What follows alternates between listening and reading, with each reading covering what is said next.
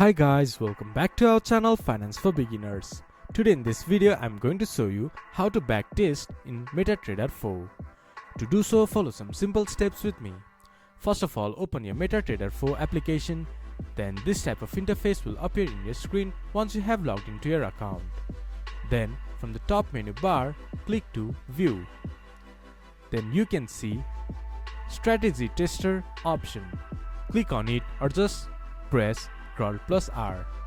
Then on the bottom of the screen, this type of interface will appear in the screen. From here you can backtest your strategies.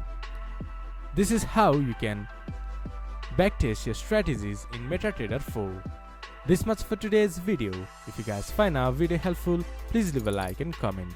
And do not forget to subscribe our channel and hit the bell icon. I'll see you guys again in our next video.